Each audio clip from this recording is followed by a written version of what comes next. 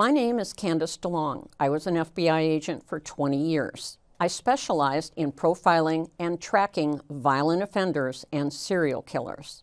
This is how crime works. There are certain crimes and certain people that I think even in their mid-80s in prison should never get out. I interviewed a female serial killer who was a nurse. She is responsible for the murders of 10 of her patients. Had she not been caught, God only knows how high the body count would be.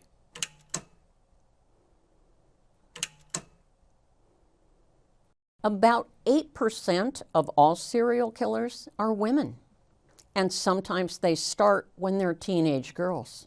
Some female killers are very prolific. They may kill many, many people over a few years, and it's astounding that no one notices something might be amiss.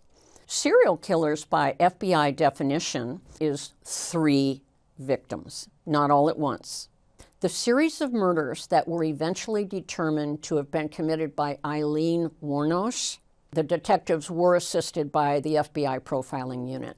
But this was also at a time when it was believed women were not violent serial killers. Our society wasn't ready to accept that women could be killers. Women were seen as the life givers. But Aileen Wuornos would hitchhike. Men would stop. She wanted a single male alone in that car. Sticks her thumb out. He lets her in the car. He ends up dead.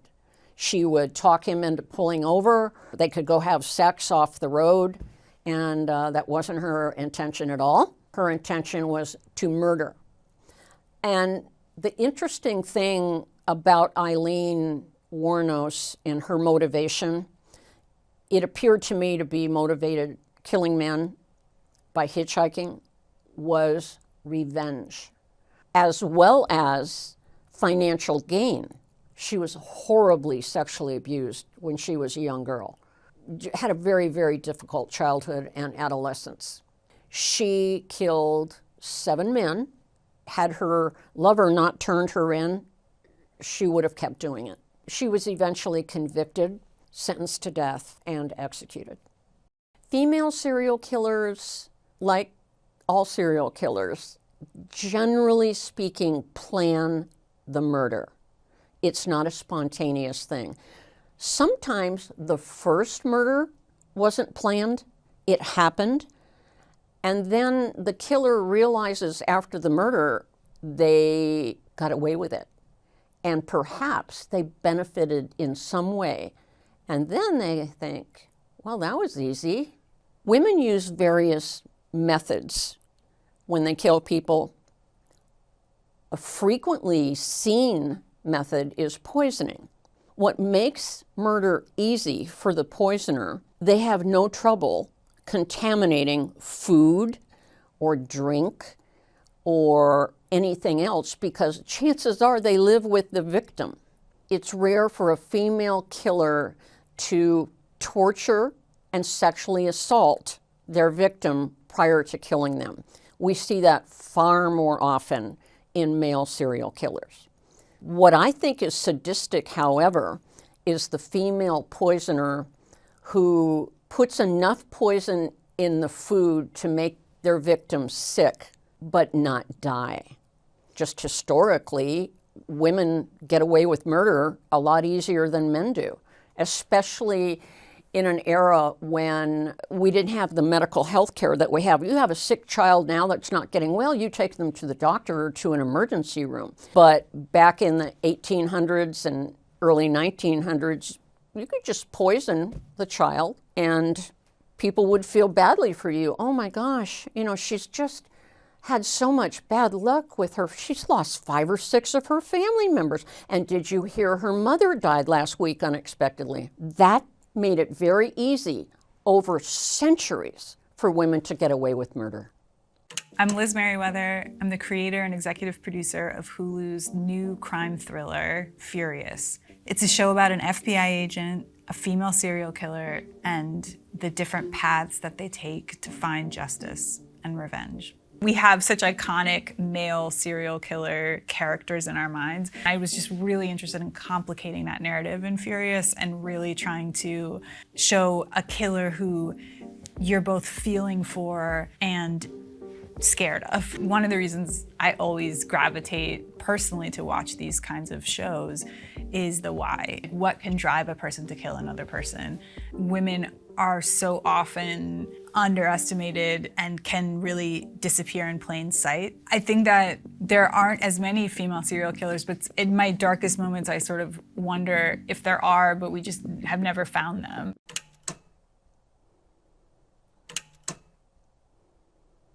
Generally speaking, female serial killers have different motivation than male serial killers. Female serial killers are motivated by one of three things. The most common motivation is they do it for financial gain. Oftentimes they may be married and will have life insurance on their husband and kill him. And they do it over and over and over with a new husband. An infamous female serial killer motivated for financial gain is Dorothea Puente. Dorothea ran a boarding house in the Sacramento area, and she would rent out rooms. And she eventually started killing her tenants for the sole purpose of collecting their Social Security check. That Social Security check comes in, she cashes somebody else's check. There's her reward right there for killing again. She was eventually caught in 1988. On rare occasion, we will see a female serial killer that kill to have power and control over someone, or they are angry at the world and they want someone to pay for it. An example of a female serial killer motivated by power and revenge is Joanna Dennehy of Great Britain. Joanna is an interesting case because it's unusual for women to kill for that reason. There was no financial gain at all.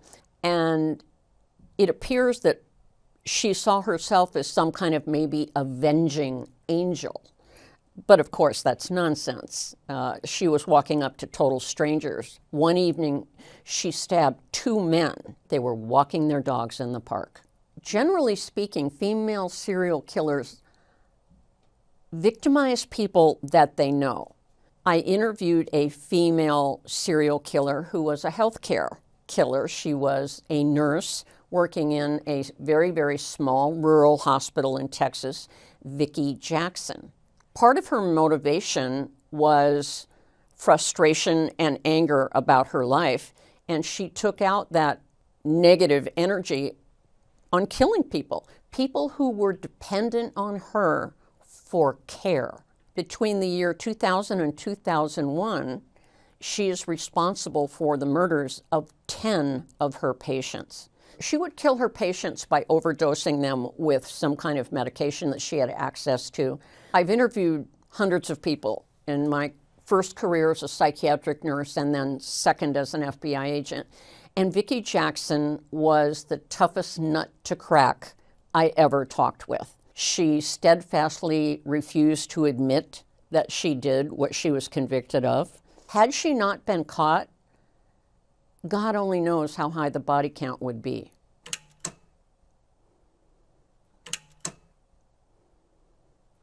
The term profiling or profiler is a popular description.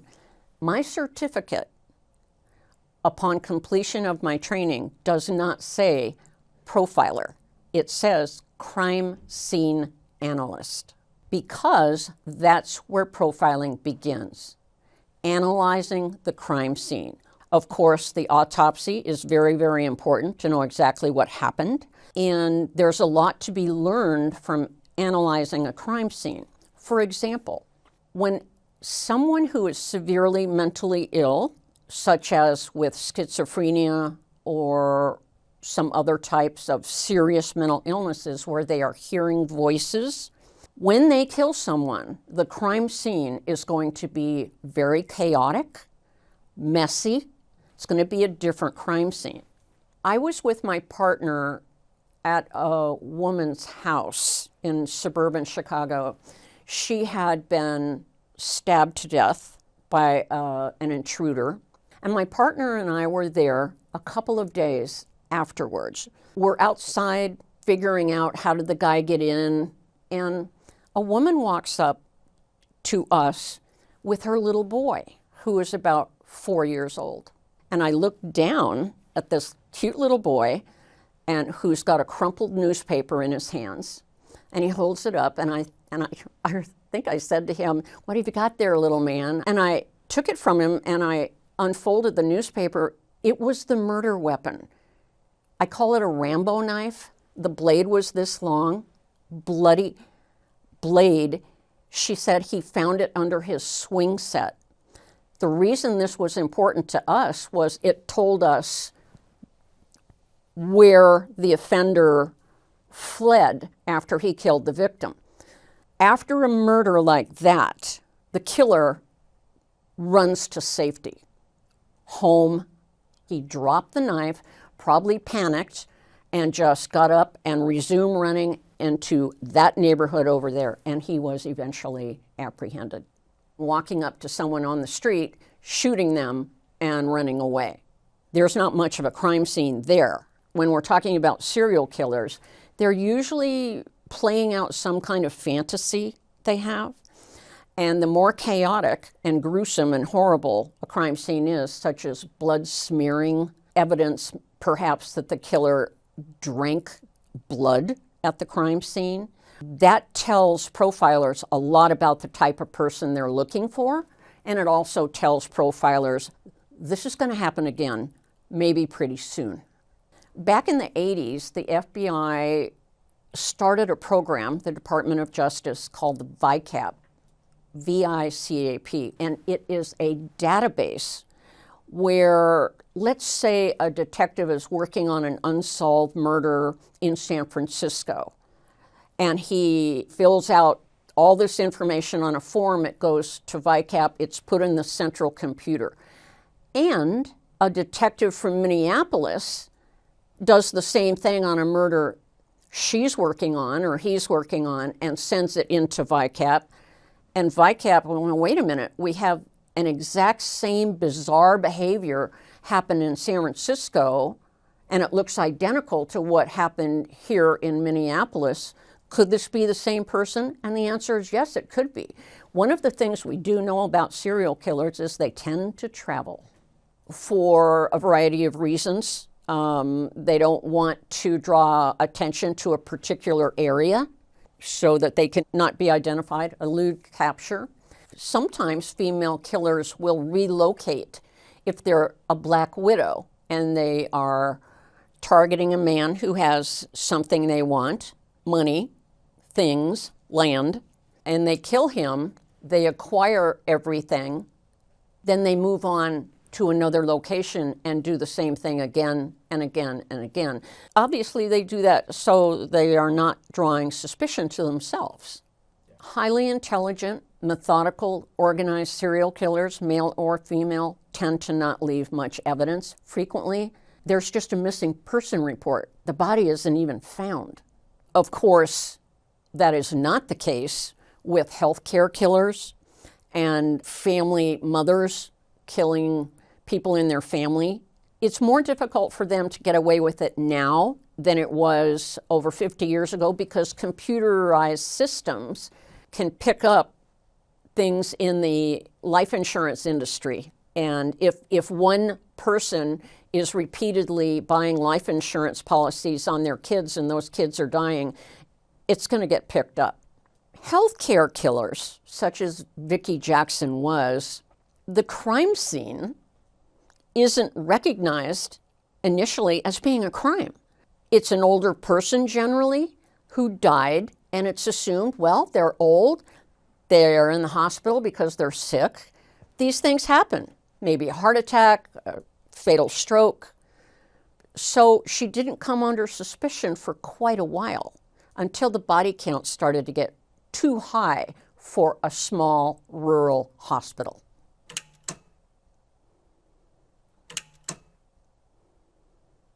Criminal profiling was developed by the FBI starting in the late 70s, early 80s. It is a way of looking at a crime scene and determining the type of person that committed that crime, their lifestyle, their education, how they live, what kind of car they drive. Profiling is part art, part science. I was a profiler. I was trained at Quantico, and I worked with them, with John Douglas, Robert Ressler, Roy Hazelwood, the early founders of the profiling program. I worked with them on cases that were happening in the Chicago division where I was assigned, and secondarily the San Francisco division. One of the things a good profile does is it draws a sketch, a personality sketch, and a lifestyle sketch of the unknown offender. Where do they live in relation to the victim? Are they employed? If they're employed, what type of job? Do they live in the neighborhood? Do they bring their own weapon? What we see a lot in male to female murders is strangulation. We rarely see strangulation as a method used by women when they kill. These are things police need to know to focus their investigation. And that's where profiling comes in. Studying hundreds and hundreds of similar types of crimes. Also, a critical component of developing a profile is a victimology. This victim, what kind of person were they? Were they a sex worker that walked the streets to get customers, or were they a Sunday school teacher who rarely left her house? One of those types is far more likely to be victimized than the other type. So the victimology is very important. Crime scene analysts do not go into the case with a preconceived idea. It's important to let the photographs speak for themselves and let the autopsy explain what happened. The crime scene will look different from the experienced, highly intelligent, highly organized military officer than a 16-year-old pizza delivery boy. One of them is going to be much more chaotic than the other. A profile of an unknown offender, generally speaking, addresses the gender of the killer, the approximate age of the killer, the education, the marital status and sexual history of the killer, if it's a sexually motivated crime, which we rarely see on female killers to a male victim. The interesting thing about serial murders is each murder by the killer tends to look like the previous murder. And the reason for that is murdering someone is fantasy-driven. And fantasy-driven murders tend to be ritualized. It's highly unusual for serial killers to change the method of murder. And every time they get away with murder or think they got away with it, their anxiety goes down. They feel good about themselves. Wow, I pulled that off. I think I'll do it again. Some serial killers have a cooling off period, could be weeks, months, years, before they do it again and again and again. And they get caught sooner.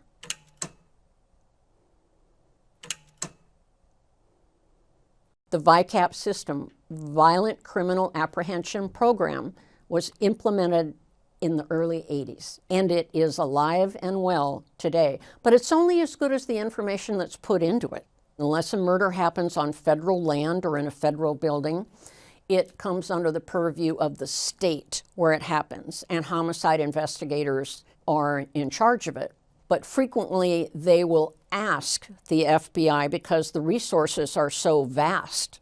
And some of that assistance might be to develop a profile of the unknown offender. Vickie worked in a small rural hospital. It didn't even have 100 beds. People were dying on the night shift at an unusually high rate. Yes, people sometimes check into a hospital and don't check out, but there's a predictable number. The problem that Vickie got herself into was she was very prolific. Too many people were dying on the night shift. She was the only nurse on duty, and people were dying at 3 or 4 times the rate. So suspicion landed at her doorstep.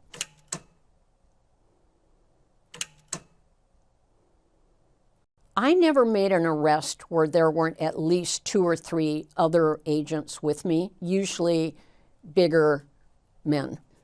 The day an FBI agent in training graduates from the academy, they are issued the gun they have been training with and handcuffs, and you always have those with you. Early in my career, I was assigned to surveil a house where a suspect lived. And this suspect, a middle-aged man from Eastern Europe, was suspected of being a hitman for an organized crime. I was with another young agent. The subject of the surveillance came out of his house. And I thought, we've got to stop him. We can't let him go. So my partner and I got out of the car. I thought my partner was right behind me. I draw my gun, pointed at the guy, halt, FBI, don't move. And I realized, where's my partner? He was back in the car calling the 2 agents that had left. Apparently I scared the guy quite a bit because when we were handcuffing him, he wet his pants. It happens. There has to be a certain amount of evidence indicating there is probable cause to believe that person committed that crime. And usually an arrest warrant is sought beforehand. Vickie Jackson was arrested almost a year after her last murder. It takes time to build a case properly, and arresting someone too soon can sink a conviction.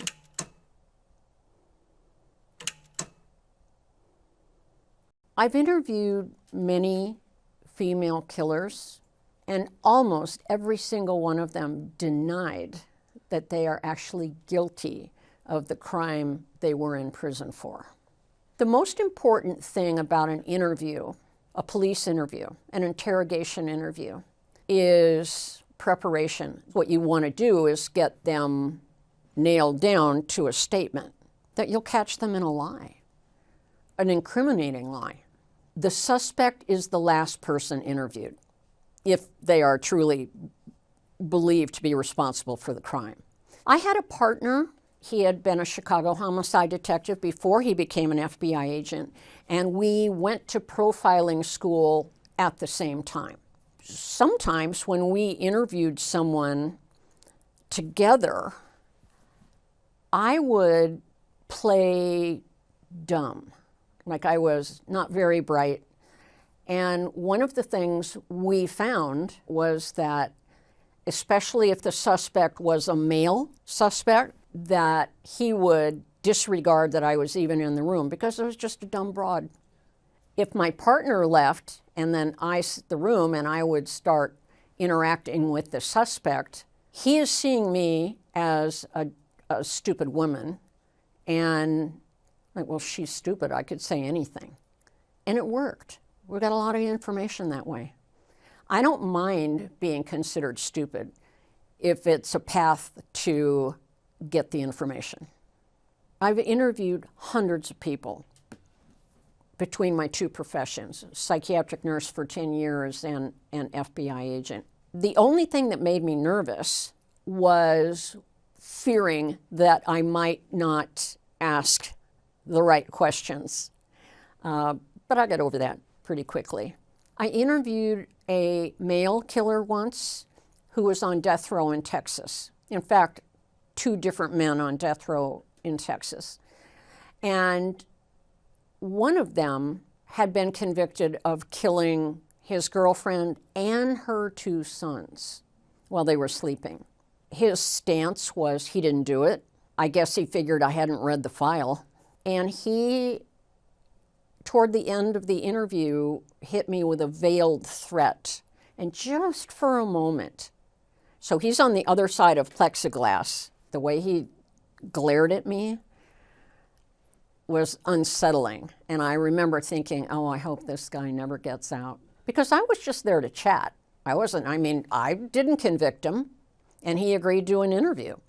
It was so menacing, the look, and for just a moment I thought, if this is what his girlfriend and kids saw right before he killed them, yikes. Serial killers I'm familiar with tend to be deniers. Ted Bundy, who is one of the most infamous serial killers in American history, responsible for at least 30 murders, but the FBI thinks possibly over 100, maintained until 2 days before his execution date that he didn't do it. And he actually married a woman that was in the courtroom, and she had his baby. She believed him to the last minute until 2 days before his execution, he decided to talk. Vickie Jackson was a tough interview. She was not forthcoming. She was a denier. The police are wrong, the FBI is wrong, everybody's wrong. I didn't do it. I didn't. But I knew she did. The difference between Vickie Jackson and some other killers that I've interviewed is she had an air of defiance. And I remember her sticking her chin up. I didn't do it. I didn't do it, and with a little bit of anger. Whereas almost all of the other people I interviewed that denied the murder they were convicted of were like, I didn't do it. It was more like, poor me. The jury got it wrong. The prosecutor really had it out for me, but I don't know why. I didn't do anything. Whereas Vickie was, you're stupid. I didn't do this. Everybody's stupid but me. Yeah. And that actually, if anything, helped me see, yeah, she's probably 100% guilty.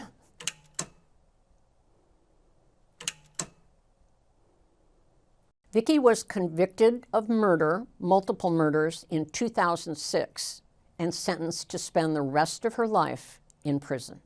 Juries are always advised the defendant has a right not to take the stand. Don't hold it against them, but they do hold it against them.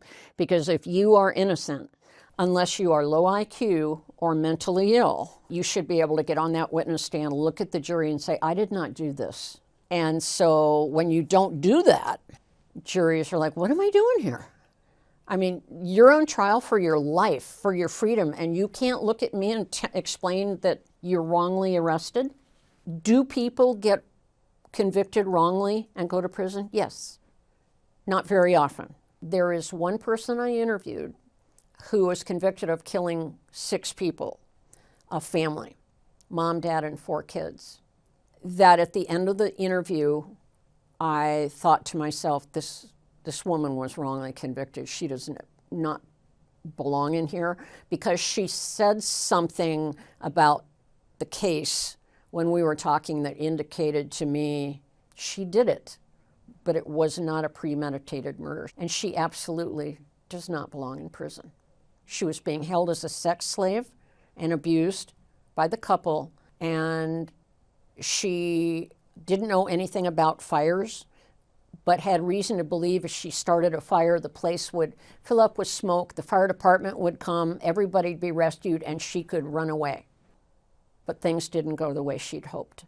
No prosecutors or governor's going to let her out. There are some crimes in America that the facts don't matter as much as the horror that the community feels.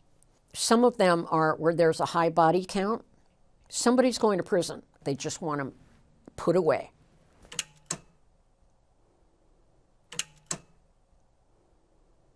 The major difference between male serial killers and female serial killers is that most male serial killers are fantasy-driven murders with a sexual component. Victims of female serial killers are killed for some kind of financial gain for the killer. Female serial killers, generally speaking, kill people in their tight circle, starting with family. It's hard to imagine someone, a mother, killing their own baby or their own little child. But it's a fact.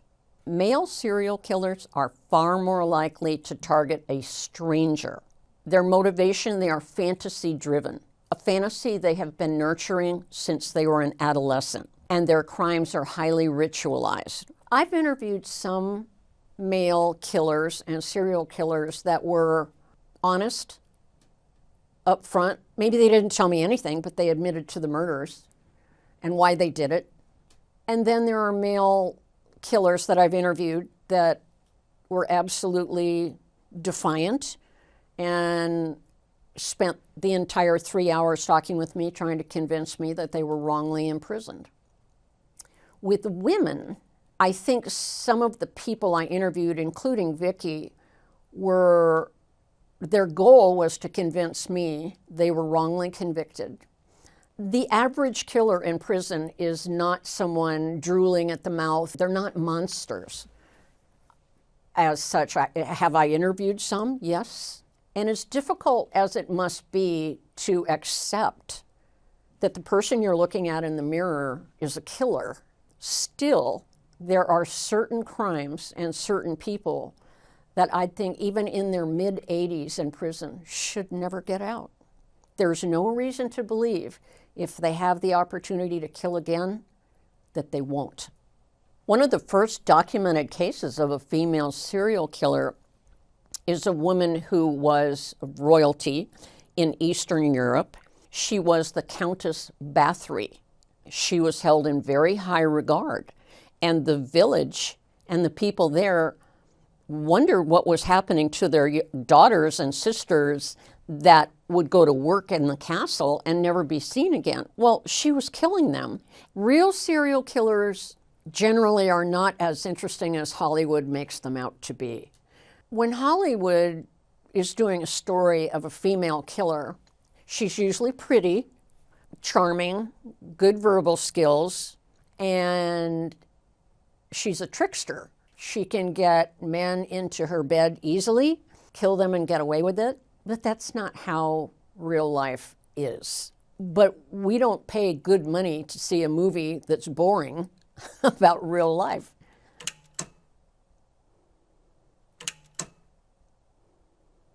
A psychopath is a clinical term. Psychopath is under the category of a mental disorder known as antisocial personality disorder. If somebody is afflicted with this, they do not feel guilt about anything they did, hurting another person. They do not have remorse. And because they don't feel guilt, their crimes can become serialized. Guilt is a tremendously powerful motivator. If we feel guilty about something we did, the chances of us doing it again are pretty low, and maybe it's not going to happen again. But serial killers don't feel that guilt. In fact, they do anything they can to relive the moment. Sometimes they go back to the crime scene. Sometimes they make recordings or take pictures, take jewelry, or take something from the victim to remind them. It's like a prop in a play. And they don't feel guilt. So they do it again and again and again. For serial killers, prior to the age of 18, if a child is engaging in harmful behaviors to others and doesn't feel guilt and has a chronic disregard for other people, they are not diagnosed with antisocial personality. They're diagnosed with conduct disorder. The reason for that is the human brain is not fully developed until someone is in their mid-20s. To put that label on someone before their brain is even formed as an adult is unfair, and be wrong, because there are cases of kids that were diagnosed with conduct disorder that grew out of it and became responsible adults that don't hurt other people. By the way, not everybody with that diagnosis hurts other people. They may be what's called a white-collar psychopath. They may be a thief. They may do bad things, steal, embezzle, that kind of thing, but they have no interest in raping or killing, torturing anybody. And that type of psychopath is more common than the violent kind. Insanity is not a clinical term, it is a legal term. And it means the individual, the accused, did not fully understand at the time they did the crime that it was a crime. For example, Richard Trenton Chase was the Sacramento vampire killer, absolutely, totally believed he had to replace the blood in his own body with the blood of someone that he freshly killed, or he would die. That's crazy. That is psychotic. He was not in touch with reality. For 10 years as a psych nurse, I worked with people who had to be hospitalized to protect two things: to protect them from being hurt on the outside, because mentally ill people living on the street are frequently attacked and violated. So it's to protect them, but it's also to protect society. There's only 3 reasons anybody's ever admitted to a maximum security psychiatric unit. They are either homicidal, or they are so gravely disabled because of their mental illness they cannot take care of themselves. Crimes committed by the mentally ill, especially schizophrenics, are very rare, but when they do, it makes headlines because the crime scenes are so bizarre. Having studied Vickie Jackson's crimes that she was accused and convicted of before I sat down with her, I was pretty well convinced she was a psychopath, or she wouldn't have done it 10 times. It was doing something for her. It was serving a need. If they feel guilt or remorse, they're not going to do it again. So I've never interviewed or studied a serial killer that was not a psychopath. And some of them are very open and honest, like, if you let me out, I'm going to continue killing. So don't let me out. The vast majority of serial killers, male or female, had terrible upbringings. Bad parenting, neglect, abuse. Abuse can be physical, emotional, or sexual. We do see sexual abuse as a child in the histories of many killers. Every now and then, a killer will come along, a serial killer will be arrested, and a deep dive into their history and their family history and interviewing siblings and neighbors does not turn up anything. A couple of famous ones, Ted Bundy, yes, there was some unusual things in his childhood, but not abuse. And he started being a real serious problem when he was 12 years old. The kids in the neighborhood avoided him. They knew something was wrong. It's a little bit different with women. Women tend to be, little girls being abused or neglected tend to remain quiet about it.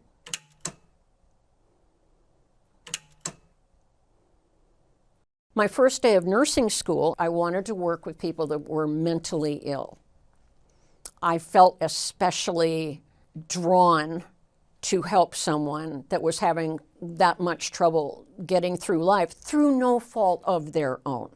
So I graduated nursing school, and I eventually became a psychiatric nurse at Northwestern University Hospital in Chicago, where I, after many years, became head nurse at the Institute of Psychiatry. I was giving a community lecture on mental illness and mental health, and a gentleman came up to me and introduced himself, said he was an FBI agent, and he had been in the audience. And he said, "I think the FBI could use a woman like you." I remember looking at him and saying, "Well, in case you missed it, I'm a nurse." I didn't even know women could be FBI agents. The first female agent was admitted in 1972. One one woman at the FBI Academy with hundreds of men. It turns out that night I couldn't sleep. Well, I applied, and 4 months later I was at the FBI Academy, Quantico, Virginia, and then went back to Chicago, and I began my 20-year career. About 4 years in to my career, I found out there was a rapist in my neighborhood where I just bought my first home. I wanted to get involved in the case. I was not a profiler. I was not trained. And I asked my supervisor, can I look into this and offer my services to the local police? Yes. And so I did that. He was eventually caught. This is known as the Burlington rapist. He was raping women as they got off the Burlington train in the western suburbs of Chicago. And then in 1984, I'd been an agent for 4 years. The behavioral science unit was just getting started. They wanted to have an agent in every field division, of which there's 57, to be trained by them to kind of be a liaison between the city where they were assigned, in my case, Chicago, and the behavioral science unit at Quantico. And that's how it all got started. I worked a variety of cases. I was assigned to the Unabomber investigation, had nothing to do with profiling at all. We didn't know who we were looking for until David Kaczynski, Ted's brother, turned him in. So there was no profiling involved. Nothing prepared me more or better to be an effective FBI agent than having been a psychiatric nurse. They interact with people that are upset, are disturbed, are exhibiting behaviors that can be dangerous to them or to others. What was normal for me, dealing with people that are stressed out or ill or behaving badly or behaving crazily, that was no big deal to me. And there was 1 or 2 other agents in my class that had been homicide detectives or a detective on major police departments, and they, like me, were similarly prepared to be an effective agent. Interestingly enough, teachers, grade school teachers that become FBI agents do very well on the testing to get in, and they're pretty effective as agents. Why? Hey, if you can control a classroom of 10-year-olds, you can handle a bad guy. When I learned about profiling was when I was first at the academy to become a special agent. And John Douglas came into our class one day and was showing slides, crime scene photos, and I was horrified. Part of the reason is the vast majority of cases that lend themselves to profiling are the victims are women or children. Well, I'm a woman and I had a child, so a little too close to home. But I wanted to do it. I was aware of a psychological phenomenon known as desensitization. If you're exposed to something over and over and over, it doesn't have the same impact. Excessive exposure to it minimizes the response.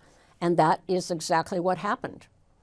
And so there, at that point, once I mastered that problem, I was on my way. When I graduated the academy, went back to Chicago, I became aware that there were 8,000 agents nationwide, and I was the 404th female agent.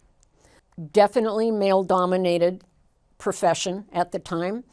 I didn't have any problem with it because I was raised with 3 brothers and no sisters. Dealing with boys, men, or men acting like boys, was just common for me. Was no problem. A lot of teasing, sometimes jokes that weren't funny, things like that, but I just roll with it. Things have changed quite a bit for women and minorities in the FBI. It's no longer a novelty. For the last 30, 40 years, TV shows, movies are replete with female agents. Deadly Women was a show that I was asked to contribute to starting in 2005, and it's about women who kill. I created a show called Facing Evil. It was a prison interview show where I would actually sit down with someone convicted of murder and talk with them about their life, what happened, and that show went on for 5 years. I interviewed 36 people. My podcast, Killer Psyche, we discuss a murder, and then I go in an in-depth study of why did this person end up taking the life of another person? What went on in their life? And I love it.